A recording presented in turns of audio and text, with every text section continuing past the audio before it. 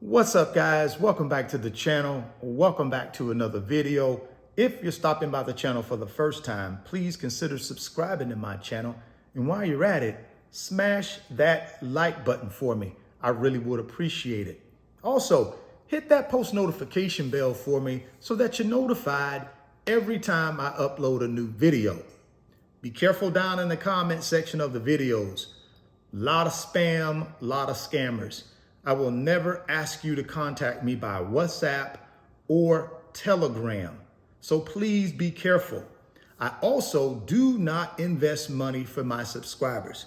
Guys, don't get yourself scammed. If you want up to 12 free stocks, Webull is going to give you up to 12 free stocks when you open a new Webull brokerage account. Put at least 1 penny in that account.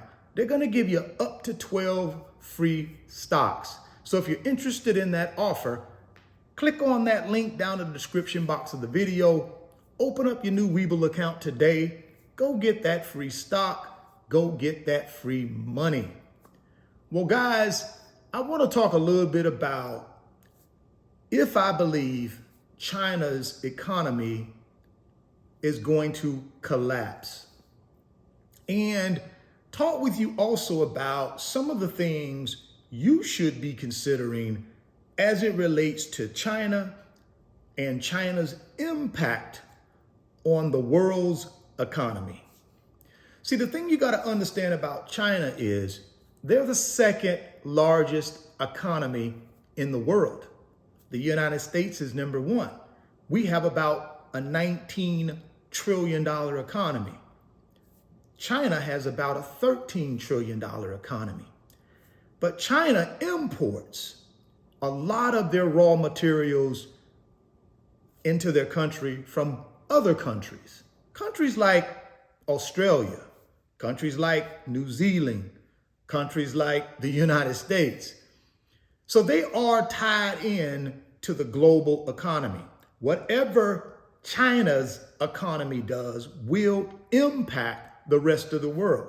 Just like if the United States economy is doing terrible, that affects the rest of the world because we got the two largest economies. The US and China, in my opinion, are tied at the hip, right? So what's going on with China's economy? Well, let's go back to 2020 when the pandemic broke out. See, China had a zero tolerance COVID policy. So that means they locked down their entire country. No trading. That means no imports, no exports, no businesses were doing anything. They simply just locked down. And I think that's where their economic problems started. Because when they shut down, like I said, business shut down, right? So the global economy felt that shutdown, right? Because of China not doing business during that time. Now, since then, obviously around the world, the pandemic has subsided and gotten itself under control. Here's another thing that I believe is contributing to China's economic problems, and that is their housing market. Got to understand, guys, there is a housing bubble that has burst in China. You have real estate developers who were taking in funding from banks. They were also taking pre-sale deposits from their prospective new homeowners, their buyers. And what they were doing, though, they were taking in all of this money, but they were not completing the housing. They were not completing these housing projects. And now you have about 40% of those projects that they can't complete, right? They have about $13 billion in debt, these real estate developers. And guess who has to bail them out? The Chinese government has to bail them out. They have no choice because 30% of China's GDP is through real estate activities. So you got to bail those real estate developers out, and hopefully that will make a lot of their citizens whole who have these homes that have not been completed yet. But I will tell you, the Chinese people are not happy about that. They are picketing banks. They are picketing these real estate developers. They're just boycotting. And what's happened, though, is these people are starting to not spend their money in the Chinese economy. So what does China do to try to prop up their economy? This is what they've done. They've started doing what? Cutting interest rates. And they've started pumping money into the economy, right? They're going to pump in about $60 billion into their economy just to prop it up, right? Because people are not spending. And people are not spending because they're just not completely happy with what's going on, especially with the real estate or the housing market, with these large developers running off with these people's money and not completing their homes.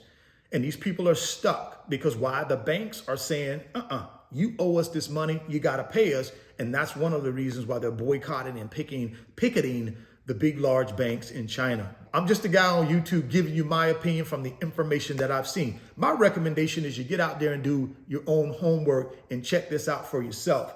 Another thing you got to start thinking about, like I mentioned earlier, was the delisting of these major Chinese companies from the U.S. stock exchanges. And the reason they're being delisted is because the SEC, Securities and Exchange Commission, is asking for audited financial statements on these companies. And these companies, nor China, wants to provide that information. They don't want to give the U.S. access to Chinese auditing firms, right? They don't want to give them access to the records of their economy. So what's happening is these companies are being delisted. Now, there's a potential that $1.3 trillion worth of these companies could be delisted from U.S. stock exchanges. So here's one thing I tell you guys you may want to check into. Look at your portfolios. You better find out who these Chinese companies are that you may have in your portfolios. You know, take a close look at them. Make sure you're comfortable with them because, again, it's not looking good for a lot of these companies because, like I said, you know, our country here in the United States, we want some transparency when it comes to the companies that are in our stock exchanges, right? And if we're going to allow companies from China or other countries to be part of our stock exchange and be able to have their stock sold on our stock exchanges where our citizens are buying shares of their company, we need to make sure that these companies are good companies. These companies are on the up and up. They're not hiding anything. And that's why we ask for audited financial statements. And that's why we're asking for access to these books. And they're not wanting to give them to us. So some of these large companies in China have decided to delist themselves or pull themselves out of the U.S. stock market because they don't want to disclose certain financial information. So I'd be concerned about that if I'm investing in Chinese companies. So take a look at your portfolios and make sure if you're investing in these Chinese companies, you know exactly who these companies are and what they're doing. Because one thing I can tell you, in my opinion, about China is they're a communist country and their government controls everything, every way of life, right? They control it. So be careful. Here's another thing. Remember I said China and the United States is kind of tied at the hip. I believe they are. Remember when the United States decided to do what? Pump money into our economy and reduce interest rates. To do what? To get people to start spending again, right? That's the reason you do that. You make money cheap and you have prices come down so that people can start buying. Why? Because just like the United States, China is real heavily dependent upon consumer spending as well. That's what we have in common. The United States, about 70% of our economy is through consumer spending. So we did that too after the pandemic. Remember 2020, 2021, we were pumping money, free money into our economy. We were also had very low interest rates. Remember a year ago where you get a 30-year fixed rate mortgage for 2.5% fixed for 30 years? That's what we were doing. We were pumping money into our economy, making money cheap to do what? To stimulate the economy. And that's what China is doing right now. They're doing the exact same thing. So it's kind of ironic that, you see all these articles about China's economy collapsing when we did the same thing a year and a half ago here in the United States. And our economy, yes, although it's not where we'd like it to be because of inflation, but that's the price you pay when you cut interest rates and you pump free money into your financial system. The price you pay ultimately is sky high inflation. That's the price you pay, right? So China's no different. Will their economy collapse? Absolutely not. Drop me some comments, guys, and let me know what you think about the Chinese economy collapsing.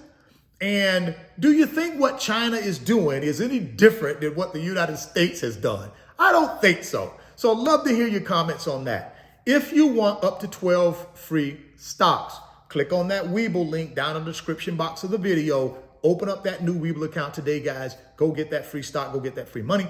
If you're stopping by the channel for the first time, please consider subscribing, share the video, smash the like button.